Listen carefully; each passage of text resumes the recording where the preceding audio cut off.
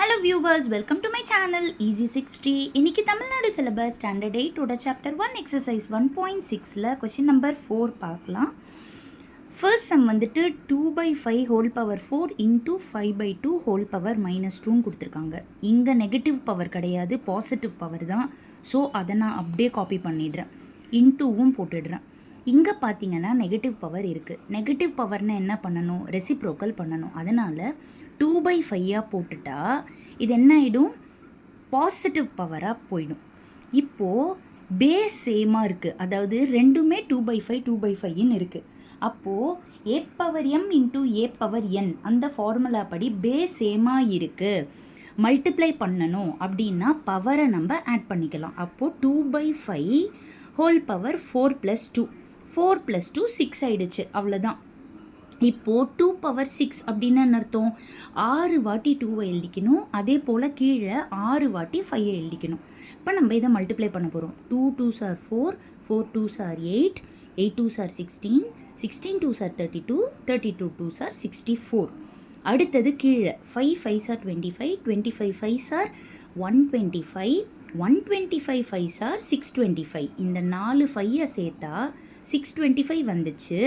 இந்த 2 5 25 ஆகிடும். இப்போ இதை நான் மல்டிப்ளை பண்ணி காமிச்சிருக்கேன், நீங்கள் பார்த்துக்கோங்க.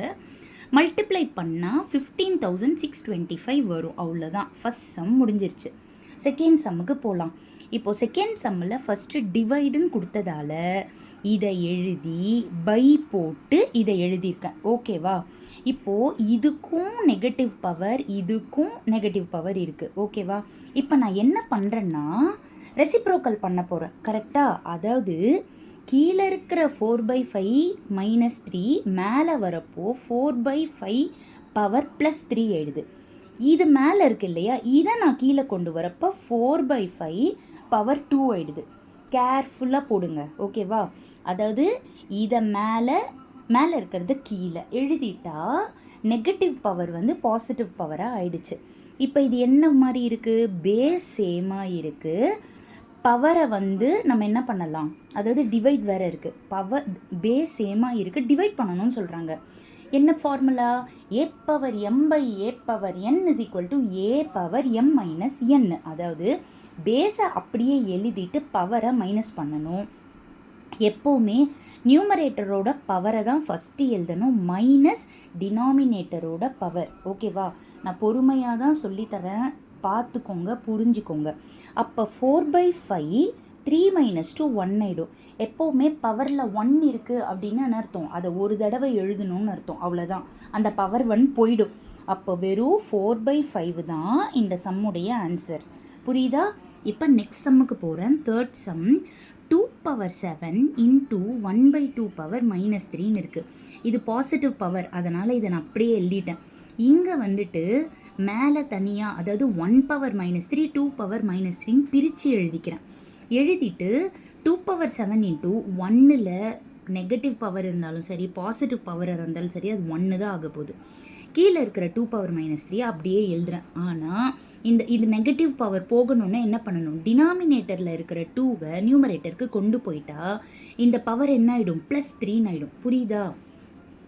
ரெசிப்ரோக்கல் பண்ணால் நெகட்டிவ் பவர் பாசிட்டிவ் பவராக மாறிடும். இப்போ பேஸ் சேம் ஆகிடுச்சா? மல்டிப்ளை பண்ணணுமா? அப்போ நம்ம என்ன பண்ணணும்? 2 பவர் 7 + 3 அப்போ 2 பவர் 10. 10 வாட்டி 2வை எழுதி நீங்கள் இன்டூ பண்ணணும்.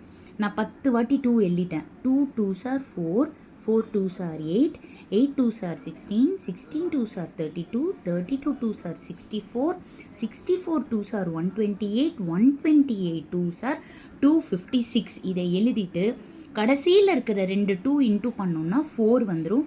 இப்போ இதை நீங்கள் மல்டிப்ளை பண்ணிங்கன்னா 1024 வந்துடும். புரியுதா? ஸோ இந்த கொஷின் நம்பர் 4ல் மொத்தம் 3 சப்டிவிஷன்ஸ் இருக்குது. நான் ஸ்டெப் பை ஸ்டெப்பாக உங்களுக்கு லாங் ஷார்ட்டில் ஃபுல் சம் காட்டுறேன். ஃபஸ்ட் சம் காட்டிட்டேன். இப்போது இது செகண்ட் சம்.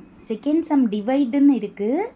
புரிஞ்சுக்கிட்டிங்கன்னா ரொம்ப ஈஸி. ஒரு சம்மை 2 வாட்டி போட்டிங்கன்னா சூப்பராக பண்ணிடுவீங்க. ஓகேவா? Thank you viewers. என்னோடய சேனலை சப்ஸ்கிரைப் பண்ணிவிடுங்க. உங்களோட ஃப்ரெண்ட்ஸுக்கும் ஷேர் பண்ணுங்கள். நீங்கள் மட்டும் படிக்காதீங்க, ஃப்ரெண்ட்ஸுக்கும் அனுப்புங்க. Thank you viewers.